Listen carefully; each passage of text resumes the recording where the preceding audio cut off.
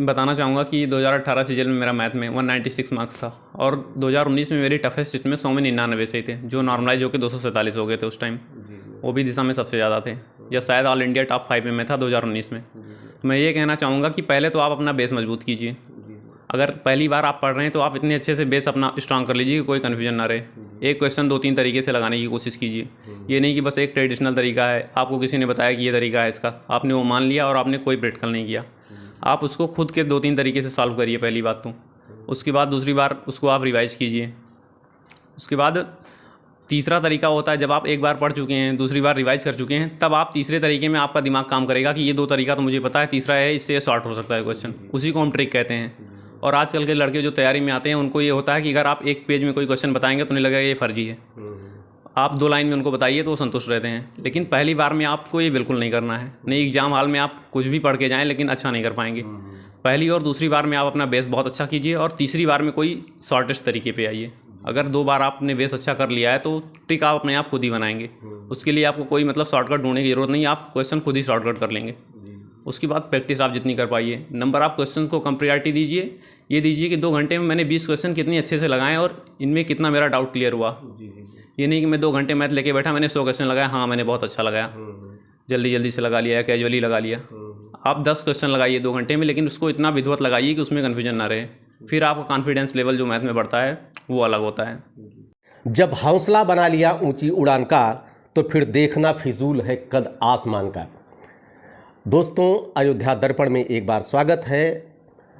मैं एक बार फिर आपके बीच में प्रतियोगिता में सफल छात्रों से बातचीत के क्रम में फिर आ गया हूं। मैं आपको बता दूं कि मेरे बहुआयामी ये चैनल है और हर वैरायटी के लोग हैं। अभी तो मैं सिविल की तरफ चल रहा था, लेकिन बीच में कुछ हमारे स्टूडेंट ऐसे हैं जो बाहर पोस्ट हैं, अभी दिवाली में आए हैं, इसलिए सीजीएल की तरफ फिर मुखातिब हुआ हूं। एक बार बहुत इंतज़ार के बाद एक शख्सियत से बात करने की सब लोगों की इच्छा थी। जितने छात्र थे पहले से हमसे कह रहे थे कि आप उनसे सर बात कीजिएगा। हमारे बीच में है विक्रांत यादव जी। सबसे पहले आपको ऐतिहासिक सफलता के लिए ढेर सारी बधाई। Thank you sir. सर, ऐसा है कि आपको देखने के लिए बहुत लोगों की तमन्ना थी, बहुत स्टूडेंट्स हमसे कह रहे थे दिशा के कि सर उनका इंटरव्यू लीजिए। संजोग ऐसा था कि आप बाहर थे, आ नहीं पा रहे थे। अभी दिवाली में आए हैं, कल ही आपको जाना है, बड़ी मुश्किल से पकड़ में आप आ गए हैं। सर, एक चीज़ मैं जानना चाहूँगा विक्रांत जी, आपका सफ़र बहुत लंबा रहा है। उम्र तो बहुत कम है, लेकिन बहुत सी परीक्षाएँ आपने दिया हैं। और आपका परिचय मैं बता दूं, विक्रांत जी 2018 में जीएसटी इंस्पेक्टर पद पर तैनात हैं नोएडा में, लखनऊ जोन में।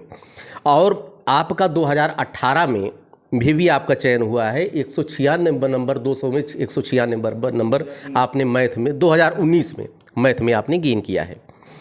और वर्तमान में आप हमें अभी आप बता रहे थे हम इसको रिजाइन करके दिल्ली चली जाएंगे। क्या आपका सफ़र क्या रहा? आप सबसे पहले अपना पारिवारिक परिवेश, आपका बैकग्राउंड और आपका जो एजुकेशनल सफ़र रहा कंपटीशन तक का, और कौन कौन सी परीक्षाएं किस किस चरण तक आप पहुँचे, आप डिटेल बताएं। हम पकड़ लें। पारिवारिक माहौल की अगर बात करें तो मैं देखा जाए एक तरीके से देखा जाए किसान फैमिली से ही बिलोंग करता हूँ। दादाजी जो है खेती पाती करते थे। पापा जो थे उनका स्कूल में मतलब उनका एक छोटा सा स्कूल था, नर्सरी से लेके 8 तक के लड़के उसमें पढ़ते थे। तो मैं स्टार्ट में उसी में पढ़ा हूँ। भले वो स्कूल छप्पर के नीचे चलता था, लेकिन वहाँ से मतलब निकल के लड़के बहुत आगे तक गए। उस टाइम मतलब पढ़ाई का वो माहौल था उस स्कूल में। 8th के बाद मैंने एक मतलब घर से लगभग 8 किलोमीटर दूर एक स्कूल है, वहाँ से मैंने 9th से लेकर 12th तक मतलब हिंदी मीडियम में और मैथ बैकग्राउंड से अपना 12th कंप्लीट किया। फिर 12th के बाद मन तो ये होता है, अक्सर लड़कों का यही मन होता है कि वो मतलब नीट या IIT की तैयारी करें या बीटेक की तैयारी करें। उस समय मतलब इंजीनियरिंग की परीक्षाओं में ज़्यादा रुझान रहता है लोगों का, लेकिन उसके लिए फैमिली बैकग्राउंड भी देखना होता है कि मतलब फैमिली एफर्ट कर पाएगी या नहीं। तो इसके बाद फिर मैंने अपना मन बदल दिया और 12th तक मुझे SSC के बारे में तो बिल्कुल आइडिया नहीं था कि मतलब ये भी क्या होता है। फिर एक भैया थे वो तैयारी कर रहे थे, उन्होंने ये बताया कि SSC की तैयारी कर लो, अच्छी होती है। फिर मैं आके यहाँ पे मैंने दिशा ज्वाइन की और यहीं कंटिन्यू कर गया आगे के लिए। दिशा में कब आए और कब से तैयारी आपने शुरू की? मैंने यहाँ एंट्रेंस एग्ज़ाम दिया जो मतलब अमूमन होता ही है। उसके बाद जुलाई 2015 में मैंने एडमिशन लिया 2 से 5 न्यू बैच में, और उस बैच में मैं लगभग 2 साल पढ़ा। उसके बाद में फिर मतलब ग्रेजुएशन भी मेरा साथ साथ चल रहा था और 12th के बाद ही मैं तैयारी में आ गया था। तो ग्रेजुएट होने के बाद में मैंने फिर पहला सीजीएल दिया। 2018 में मेरा पहला अटैम्प्ट था। उसका एग्ज़ाम तो 2020 में हुआ था, लेकिन 2018 मतलब सीजीएल उसे कहा जाता है। और पहले अटैम्प्ट में मतलब मुझे जीएसटी इंस्पेक्टर लखनऊ की पोस्ट के लिए मतलब मैं चयनित हुआ। उसके बाद मैंने मतलब उसी बीच में ना उसका ज्वाइनिंग लेटर आया था, क्योंकि उस टाइम प्रोसेस बहुत ज़्यादा लेट हो गई थी। 17 का वो कोर्ट केस हो गया था, इस वजह से 18 का एग्ज़ाम भी डिले हुआ और बाकी रिजल्ट भी मतलब एसएससी के डिले हो गए उस वजह से। तो बीच में मुझे टाइम मिला तो मैंने 2019 भी अच्छे से दिया, वो लॉकडाउन का पीरियड था। तो 19 में ऑल इंडिया रैंक 209 के साथ में मतलब दिल्ली जीएसटी इंस्पेक्टर की पोस्ट पे वर्तमान में चयनित हूँ, और उसका ज्वाइनिंग लेटर भी आ गया है, मुझे जाके ज्वाइन करना है वहाँ पे। और इन्हीं बीच मैंने ग्राम विकास अधिकारी का एग्ज़ाम दिया, और क्या कहते हैं जूनियर असिस्टेंट हाई कोर्ट का। तो जूनियर असिस्टेंट हाई कोर्ट और ग्राम विकास अधिकारी यूपी के, इसमें भी मेरा फाइनल, हाँ इसमें भी फाइनल चयन हुआ मेरा। तो मैंने ये जूनियर असिस्टेंट में मुझे डिस्ट्रिक्ट कोर्ट गोंडा मिली थी, तो मैं वहाँ लगभग जिला जज कोर्ट में 1 साल वहाँ भी काम किया हूँ। ये बताइए कि कोचिंग की क्या इंपॉर्टेंस रही आपकी लाइफ में? जैसे आज के समय में कुछ सेल्फ स्टडी भी बच्चे सभी लोग कोचिंग में नहीं आ सकते हैं, कोचिंग का क्या इंपॉर्टेंस है आपकी लाइफ में, बताइए। अगर ये कहा जाए तो जब मैंने तैयारी शुरू की थी जिस फेज में, ना उस टाइम में 4G नेटवर्क था, ना मोबाइल की उतनी ज़्यादा, एंड्रॉयड फ़ोन्स की उतनी ज़्यादा मतलब इंपॉर्टेंस थी। तो मेरे लिए तो समझिए 95% मैं यही कहूँगा कि कोचिंग ही मेरा मतलब एकमात्र सहारा था, जिससे मैं मतलब इतने आगे निकल पाया। क्योंकि उस टाइम ना यूट्यूब का ज़माना था, ना वो सारी चीज़ें थी कि सेल्फ से लोग खुद से कर पाएँ। तो एक प्लेटफॉर्म होना बहुत ज़रूरी है, और वो फैजाबाद में दिशा करियर इंस्टीट्यूट ने मतलब प्रोवाइड किया है। उसके अलावा और यहाँ कोई उस तरीके से कुछ नहीं है। नई लड़के इलाहाबाद या दिल्ली अमूमन तैयारी के लिए भागते हैं, लेकिन मैं यहाँ आके कंटिन्यू कर गया। उसके बाद मुझे कभी लगा ही नहीं कि मुझे यहाँ से जाना चाहिए और कहीं। मुझे इतना अच्छा माहौल मिल गया, इतना अच्छा डिसिप्लिन मिल गया, इतने अच्छे अच्छे लोगों का साथ मिल गया, और हर साल सिलेक्शन होते थे, उन्हें देख के मोटिवेट होता था। तो अपने आप में बहुत कुछ था। तो बहुत ज़्यादा इंपॉर्टेंस है ऑफलाइन क्लासेस की मेरे लिए, तो अगर मुझे देखा जाए तो उस ज़माने में जब मैंने तैयारी की थी। अच्छा, पढ़ने में आप स्टूडेंट्स कैसे रहे? एवरेज रहे या टॉपर रहे? मेरा ये था कि मैं ना टॉपर रहा, ना मैं मतलब बहुत लो रहा, एवरेज स्टूडेंट रहा। बस ये चाहता तो अच्छा कर सकता था, लेकिन मैं उतना ही पढ़ता था कि बस ये ना हो कि तुम पढ़ नहीं रहे हो। 12th में भी मेरा ये था कि मैं आके आराम से 2-3 घंटे पढ़ के अपना आराम से फिर अगले दिन स्कूल चला जाता था। फिर वहाँ से आके फिर यहाँ भी लगभग 1 साल मैंने कैजुअल ही तैयारी की, क्योंकि 15 की एज में लोग उतना ना मैच्योर होते हैं, ना उतना सिंसियर होते हैं। 15.5 की एज में मैं तैयारी में आया था, लेकिन धीरे धीरे करके फैमिली की सिचुएशन ऐसी बनती गई कि फिर मैंने बहुत अच्छे से मेहनत करना शुरू किया, और 6 से 8 घंटे मैं रेगुलर पढ़ता था। फिर मतलब कि बेस की बहुत ज़्यादा इंपॉर्टेंस नहीं होती, मेहनत होती है आपकी उसमें। बेस का ये कहें कि इंग्लिश में मैंने लगभग 1.5 साल मतलब पढ़ लिया था, लेकिन इंग्लिश में मेरे मार्क्स इंप्रूव ही नहीं हो रहे थे। 1.5 साल तैयारी के बाद भी मेरे इंग्लिश में वही 50 में मेरे 10-11 क्वेश्चन सिर्फ सही हो रहे थे। तो मैं डिमोटिवेटेड भी था कि बस कोई एक नौकरी किसी तरीके से लग जाए, निकल जाऊँ। लेकिन ये है कि मेहनत करते रहो करते रहो करते रहो, उसके बाद में उसका भी रिजल्ट आता है, पॉजिटिव रिजल्ट आता है। फिर मैंने 2 सीजीएल निकाला। तो आप मतलब ये नहीं कह सकते कि आपका बेस अगर ये है तो आप मतलब वो पीछे हट जाएँ या फिर डिमोटिवेट हो जाएँ। अगर आप एफर्ट करते रहेंगे तो आप ज़रूर कुछ ना कुछ अच्छा पा जाएंगे। अच्छा, ये बताइए कि सीबीएसई बोर्ड और यूपी बोर्ड में डिफरेंस क्या आप पाते हैं कि जो बेस के मामले में? सीबीएसई और यूपी बोर्ड में मेजर जो होता है डिफरेंस वो इंग्लिश में होता है। जो सीबीएसई बोर्ड से लड़के आते हैं उनकी इंग्लिश ऐसी होती है कि वो अगर 6 महीने भी कंटिन्यूस मतलब मेहनत कर लेते हैं तो बहुत अच्छा 200 में 180-190 कर लेते हैं। हम लोगों को वो 2 साल करने में लग गया, मतलब 160 प्लस का स्कोर पार करने में लगभग 2 साल 2.5 साल मुझे लग गया। जबकि जब मैंने 4 साल बाद अपना दूसरा अटैम्प्ट दिया था सीजीएल का, तब मेरे जाके इंग्लिश में 172 नंबर आ पाए थे। तो ये इंपॉर्टेंस होती है उन लोगों के लिए, इंग्लिश में मतलब चीज़ें आसान हो जाती हैं इंग्लिश के लिए, वो अच्छा स्कोर कर ले जाते हैं। ये डिफरेंस होता है। ये बताइए कि पहले आपने सीजीएल दिया और बाद में सीजीएल दिया, 4 साल का जो गैप रहा, आप प्रश्नों में जो क्वेश्चन आते थे उनमें क्या आप अंतर पाते हैं? डिफरेंस क्या था? अभी हर चीज़ का माहौल बदलता है। पहले एसएससी की कटाप बहुत मतलब हम लोग जब तैयारी में आए थे इतनी कम कटाप जाती थी कि ये लगता था हाँ चलो ठीक है सिलेक्शन हो जाएगा। फिर बीच में एक फेज ऐसा आया कि कई सारे शिफ्ट में पेपर होने लगे, पेपर टीसीएस कराने लगी, वो भी बदल गया। तो उसने अपने तरीके से पेपर डिज़ाइन किए, कैलकुलेशंस पे उसने ज़्यादा ध्यान दिया और कंसेप्ट पे कम ध्यान दिया, इस तरीके से। तो मतलब ये चीज़ें तो अपडेट होती रहेंगी, और उसी हिसाब से मतलब स्टूडेंट्स को भी अपने आप को अपडेट रखना चाहिए नई चीज़ों से। विक्रांत जी, ये बताइए कि सीजीएल एक पूरा पैकेज है, एसएससी और सीजीएल, इसकी तैयारी में लगभग कितना समय लगता है? बच्चे अभी बहुत भ्रमित रहते हैं, कितना टाइम लगेगा, इतना टाइम लगेगा, क्लियर नहीं हो पाता उनको। आप टाइमिंग के बारे में बता दिए, समय कितना लगता है एग्रीगेट? मैं ये कहूँगा कि अगर आप बहुत इंटेलिजेंट नहीं हैं या हमेशा टॉपर्स रहे हों तो आप ये समझ के ना आइए कि मुझे 1 साल या 1.5 साल में मतलब मैं अच्छा कर लूँगा। या तो आप बीटेक करके आए हों अच्छे से किसी कॉलेज से, उसके बाद 1 साल 6 महीने की तैयारी में भी वो लोग निकालते हैं। अच्छा, बीटेक की इंपॉर्टेंस है इसमें? हाँ, बहुत ज़्यादा है, क्योंकि मेरे साथ का बीटेक का एक लड़का जो मेरा भी मतलब रूममेट भी है, वो कंप्यूटर साइंस से बीटेक किया था और उसने 6 महीने में से निकाल लिया। अरे वाह। लेकिन ये है कि हम लोग की 12th के बाद आएँ और रूरल बैकग्राउंड से और हिंदी मीडियम से अगर आ रहे हैं तो हम लोगों को कम से कम ये मान के चलना चाहिए कि 2.5 से 3 साल अच्छी तैयारी होने में 2.5 से 3 साल लग जाते हैं। अगर आप एवरेज स्टूडेंट हैं तो 3 साल मान के चलिए। तो पढ़ाई की मतलब तैयारी करते रहिए और सब्र भी होना बहुत ज़रूरी है। ये नहीं कि मतलब पेशेंस का बहुत ज़्यादा महत्व है। और सबसे बड़ी चीज़ जो है वो रेगुलरिटी है। हफ्ते में आप मतलब 6 दिन ज़रूर पढ़ें, मैं ये कहूँगा। एक दिन अपना किसी भी काम के लिए आप निकाल सकते हैं, लेकिन 6 दिन आप रेगुलर पढ़ें, मैं ये कहूँगा। मेरी तैयारी में रेगुलरिटी का बहुत ज़्यादा इंपॉर्टेंस है। नोट्स के बारे में बात करेंगे। जो नोट्स एक रेडीमेड नोट्स एक कोचिंग प्रोवाइड करती है, एक नोट्स आप खुद बनाते हैं, तो आप इस पे आपकी क्या राय है? नोट्स खुद बनाना चाहिए, जो कोचिंग पे डिपेंड रहना चाहिए? मैं ये कहूँगा कि नोट्स खुद बनाइए। अगर आप खुद बनाएंगे तो अपने तरीके से बनाएंगे, उसको अपने तरीके से लिखेंगे, अपनी कन्वीनियंस रिगार्डिंग लिखेंगे। आप पेज पलटेंगे तो ये आपको याद आएगा कि मैंने इस टाइम ये लिखा था। रिवीजन करने में आपको आसानी होगी।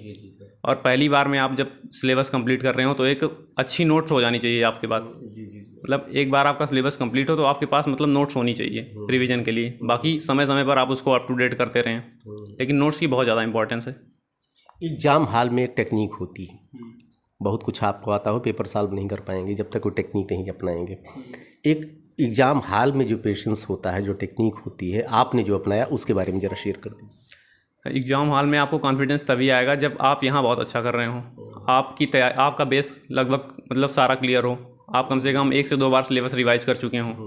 उसके बाद आपने प्रैक्टिस इतनी की हो कि आपका टाइम वाला जो है कि आपका टाइम कम पड़ जा रहा है, वो नहीं होना चाहिए। आप अगर एग्जाम में एक पेपर देने जाते हैं तो यहाँ कम से कम 100 प्रैक्टिस सेट लगा के जाइए उस पर। उसमें आपको आपके प्रॉस और कॉन्स पता चलेंगे, कौन सा वीक पोर्शन है, कौन सा स्ट्रांग पोर्शन है, वो पता चलेगा। वीक पोर्शन पर आपको ज़्यादा वर्क करने की ज़रूरत है। उसके बाद अगर यहाँ आप मार्क में अच्छा कर रहे हैं, उसके बाद भी एग्जाम हॉल में ये होता है कि मेरी 3 साल की तैयारी सिर्फ मुझे 1 घंटे या 2 घंटे मिल रहे हैं, उसी में दिखानी है, फिर भी लोग गड़बड़ा जाते हैं। मेरे साथ भी ऐसा था कि मैं 2018 का जब प्री दे रहा था तो मेरा माउस पकड़ते हुए हाथ काँप रहा था। मेरा लगभग 1 घंटे में 40 मिनट मेरा हाथ काँपा था। फिर भी मैंने अच्छा किया, मैंने धैर्य बनाए रखा। यहाँ से जो एक मतलब होता है माइंड मेकअप करके चलिए कि पेपर आसान भी आ सकता है, आसान आएगा तो मुझे ये करना है, टफ आएगा तो मुझे इस अकॉर्डिंग चलना है, जो मुझे पहले आ रहे हैं क्वेश्चन वो कर लेने हैं। और इन सारी चीज़ों के साथ में हड़बड़ी के साथ में भी गला भी सूखता है, वो सारी चीज़ें भी फेस करनी पड़ती हैं। लेकिन एटलीस्ट अगर आपकी तैयारी अच्छी है, आपने ईमानदारी से मेहनत की है, तो आपका हो ही जाना है। मतलब वहाँ भी अच्छा ही करके आएंगे आप, मैक्सिमम चांसेस होते हैं। ये बताइए कि आपका कहने मतलब मॉक टेस्ट और टाइमिंग, ये 2 चीज़ पे मेन फोकस करना चाहिए। हाँ, मॉक टेस्ट और टाइमिंग। अगर आप एक बार पढ़ के रिवाइज कर चुके हैं तो मॉक टेस्ट आपकी प्रायोरिटी होनी चाहिए। फिर मॉक टेस्ट अच्छे से लगाइए, उनमें जो नए क्वेश्चंस मिले उनको नोट कीजिए। अपनी वोकेबलरी की भी, अगर इंग्लिश में कोई नया वर्ड मिल रहा है उसको नोट आउट कीजिए, एक कॉपी बनाइए, उसको समय समय पर रिवाइज कीजिए। अगर उसको रिवाइज करने का नॉर्मली आपको टाइम नहीं मिल रहा है, आप जैसे लड़के यहाँ रह रहे हैं, खाना पीना भी बना रहे हैं, या बैठ के कभी फालतू ही बैठे रहते हैं ऐसे ही कि चलो आओ, लेटे हुए हैं, कुछ भी है, तो उसको वो नोट्स जैसे हम तो ये होता था कि खाना बना रहे हैं और आगे मैंने एक पेज खोल के ऐसे रख लिया कि चलो ये हम पढ़ रहे हैं, रिवाइज कर ले रहे हैं, साथ में मेरे 2-3 लड़के रह रहे हैं, मैं उनसे पूछ रहा हूँ ये मीनिंग, वो उनसे पूछ रहे हैं। मतलब बहुत अच्छा रिवीजन हो जाता था। फिर अगर हम क्लास कभी आधे घंटे पहले पहुँच गए तो 4-5 लोगों का अपना ग्रुप होता था। मैं तुमसे 1 मीनिंग पूछ ले रहा हूँ, तुम उनसे पूछ ले रहे हो।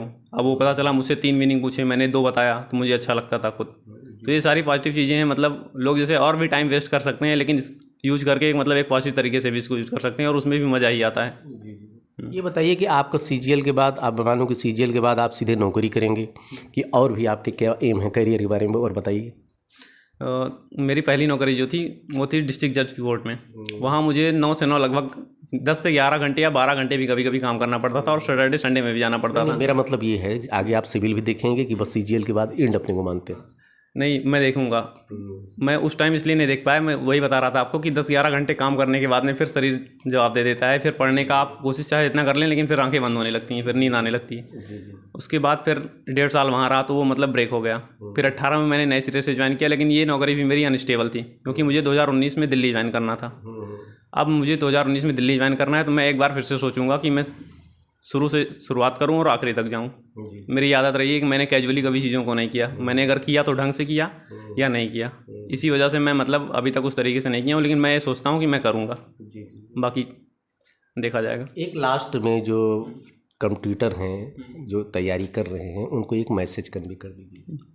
मैं यही कहना चाहूँगा कि आप अपने आप को इन्फीरियर पहली बात तो ना माने। जैसे आप आएंगे तो जिंगल बेल एकेडमी के भी लड़के आपको इंग्लिश में बोलते हुए मिलेंगे, और आप अगर गांव से आ रहे हैं तो आप ये रहेगा कि मैं शुद्ध हिंदी बोल रहा हूं, तो आप उसमें भी हड़बड़ाएंगे कि गांव की देहाती लैंग्वेज आपसे निकल जाएगी। मेरे साथ ऐसा भी होता था कि मुझे बहुत ज़्यादा मतलब उस टाइम मुझे लगता था कि मैं क्या हूँ और ये लोग क्या हैं। फिर भी मैं कभी कभी ये देखता हूँ कि वो लड़के आज भी तैयारी कर रहे हैं और मैं 2 साल से नौकरी कर रहा हूँ। तो पहली बात तो अपने आप को इन्फीरियर ना मानिए, भरोसा अपने आप पे रखिए। बैकग्राउंड आपका जो भी हो, अगर आप मेहनत करेंगे, ईमानदारी से करेंगे, रेगुलरिटी से करेंगे, तो कहीं ना कहीं सिलेक्शन हो ही जाना है। ये मान के चलिए। थैंक यू विक्रांत जी, आपने अयोध्या दर्पण से बात की, इसलिए धन्यवाद आपको। Thank you. विक्रांत जी का कहना है कि बैकग्राउंड बहुत ज़्यादा काउंट करने नहीं करता है, हीन भावना से कदापि ग्रसित न हो। और दूसरी चीज़, इन्होंने मॉक टेस्ट और टाइमिंग पे ज़्यादा फोकस की बात आपने की, और कहीं से भी अपने अंदर हतोत्साहित न हो कि हमारा बैकग्राउंड वीक है या स्ट्रांग है। जेबी के बच्चे आते हैं, थोड़ा हाई फाई भी रहते हैं, भाई उनका बैकग्राउंड अच्छा रहता है, पैसे वाले घर के रहते हैं, लेकिन यूपी बोर्ड भी किसी से कम नहीं है। मोस्टली मैंने 90% 80% देखा है सरकारी नौकरी में यूपी बोर्ड के ही लोग रहते हैं। और बाकी जो ये रहते हैं आपके जेबीएस या सेंट्रल स्कूल के जो महंगे स्कूल वाले हैं, वो व्यावसायिक शिक्षा, टेक्निकल एजुकेशन चूँकि बड़ी महंगी है, उन्हीं के बस में है। और ये तो भैया गरीबों की शिक्षा है, लेकिन सरकारी नौकरी एक बार अगर आप पा गए तो आपकी किस्मत बदल जाएगी। ढेर सारी शुभकामनाएं आपको, मेहनत करते रहिए, देखते रहिए हमारा अयोध्या दर्पण। फिर अगले कंपटीटर के साथ आपको लेकर आएंगे। धन्यवाद।